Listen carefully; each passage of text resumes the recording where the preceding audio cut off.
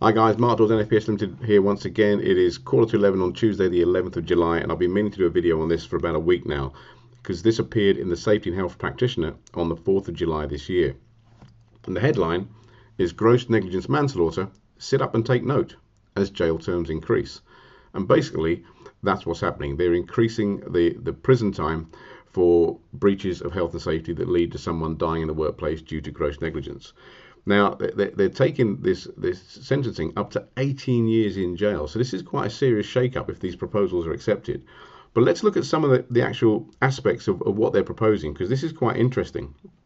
I'll leave a link to this below the video so you can actually look at it yourself and actually go to this article and have a read. It's a brilliant article.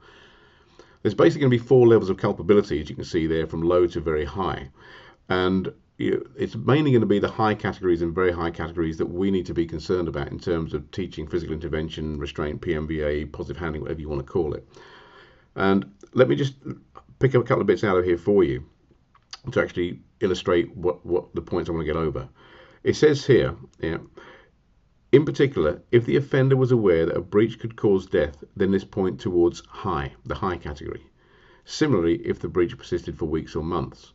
So let's just come back to what we do in the PMVA physical intervention restraint world. If the offender was aware that a breach could cause death. So if we have organisations out there still teaching techniques that could increase the risk of death, that's going to point towards a high if a death occurs as a result of those techniques being used, particularly if they've been teaching those techniques for years and years and years. Now, Colin Ash spoke about this at the conference when he talked about how training should evolve over time. You should have a clear audit trail of how your training is developing and changing over time as new information comes out. So these sort of rigid training programs that have been the same for the last 5 or 10 years are actually failing from a health and safety point of view because they are not evolving in a natural way as they should as more information becomes available. But let me read on a little bit. It says the impact of this for the workplace cases is enormous. These typically involve a breach lasting at least some weeks, and it would be unusual for the offender not to be aware that getting safety wrong could cause a death. It goes on to say, in these cases, the presumption looks set to be that culpability will at least be high. And another feature of high is where the conduct was motivated by financial gain or avoidance of cost. Okay, so let's come back to a couple of things here.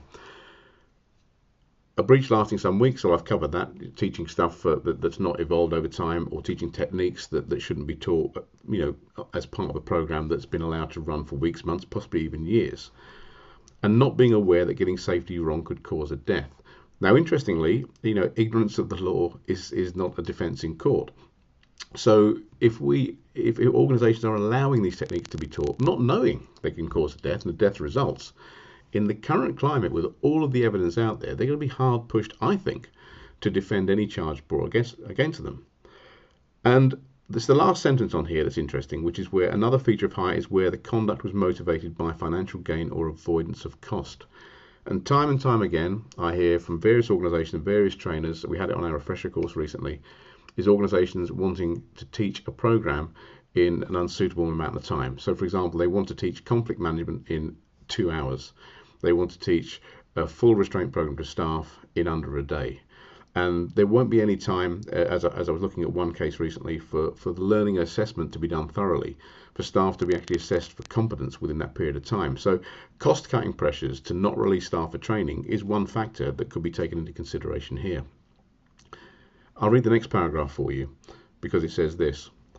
More worrying still, you can be taken into the very high category if more than one feature of high is evidenced. So if you are aware of the risk of death, one feature of high, and the breach lasted weeks, another feature of high, then this can take you into the very high category. Starting point for imprisonment here is 12 years in jail and ranges from 10 to 18 years in jail.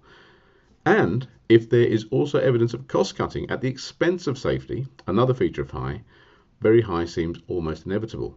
So if we have a number of cumulative factors in there, cost cutting exercises, teaching techniques that shouldn't be taught, staff not trained properly, techniques being omitted that could have prevented a death, then that's going to lead into the very high category. And if someone is now charged and found guilty of gross negligence manslaughter, they're looking for up to 18 years in prison.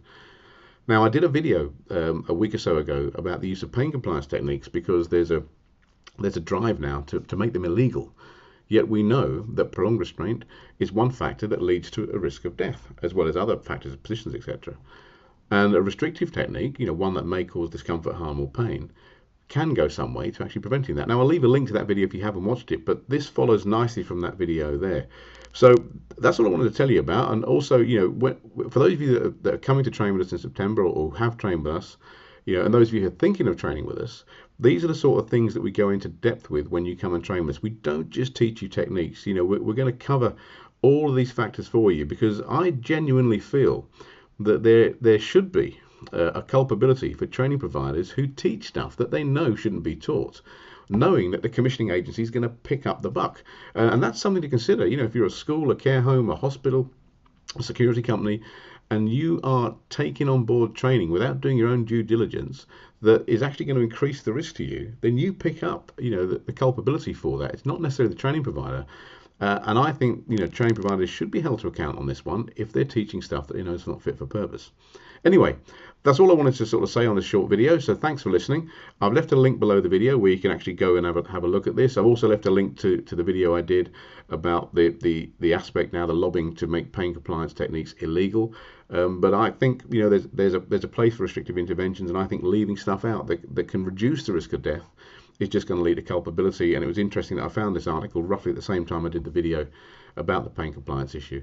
So guys, if you have any questions, leave a comment below or drop me an email. Happy to answer them for you. If you are thinking of coming in September and training with us and you haven't booked on as yet, please do book on, because places are filling up very, very quickly. Thanks ever so much, and I'll speak to you soon.